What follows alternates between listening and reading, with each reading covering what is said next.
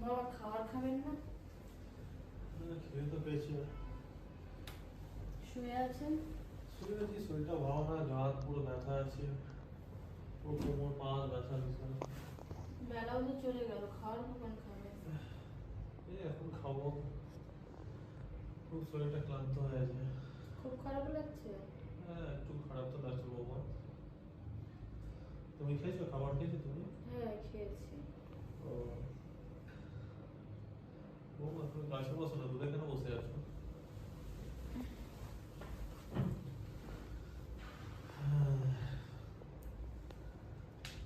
তোমার বড় ফোন করেছিল তোমাকে?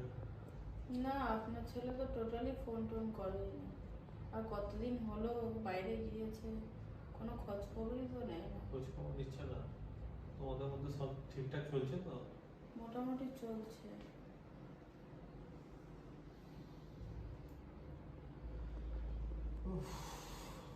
বয়সও আমার হয়েছে, পা ফার যা ব্যথা করছে।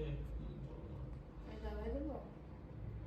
তোমার শাশুড়ি মাও নেই, দেশ গ্রামে দেশের বাড়িতে গেছে। তা একটু যদি তুমি একটু তেল মালিশ করে দিলে একটু ভালো ছিল, তাহলে একটু আমি রিলিফ পেতাম।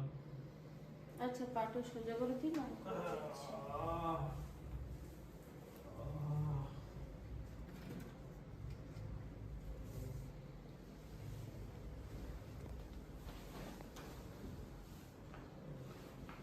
এখানে হাঁটুতে ব্যথা আছে। তোমার শাশুড়ি মা থাকলেও খুব সুন্দরভাবে মালিশ করে দেয়। মারও তো কোনো খোঁজ খবর নেই। তোমার শাশুড়ি মা তো গেছে অনেকদিন হয়ে গেল, এখনো আসছে না, কবে আসবে কি জানে। ভালো লাগছে এখন? একটু ভালো লাগছে।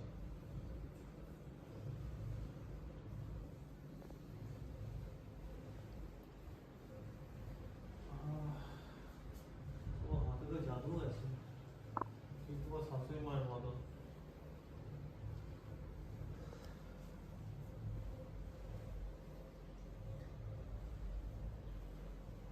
মা কবে আসবে বলেছে?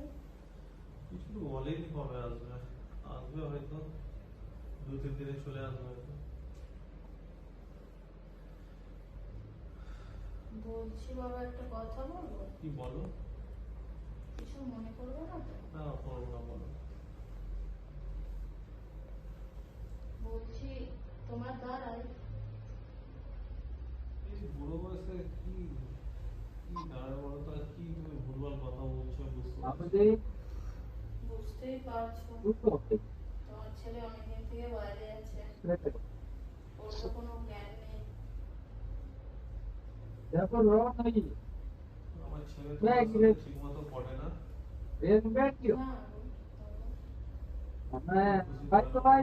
ও বাড়ি আসলে থাকেই না, তো ও কি করে খুশি করবে? তোমার শাশুড়ি তো same। তোমার শাশুড়ি মাঝে মাঝে দেশের বাড়ি চলে যায়, আমি একা পড়ে যাই, কি করবো বলো?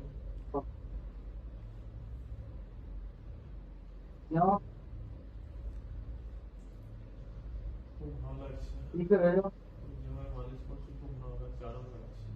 খুব আরাম লাগছে। তোমার হাতে জাদু আছে বাবা। কি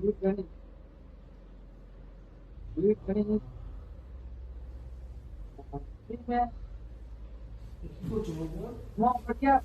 দেখছি আপনার দাঁড়ায় কি দাঁড়ায় না। বুড়ো বয়সে কি দাঁড়ায় বলো তো? হ্যাঁ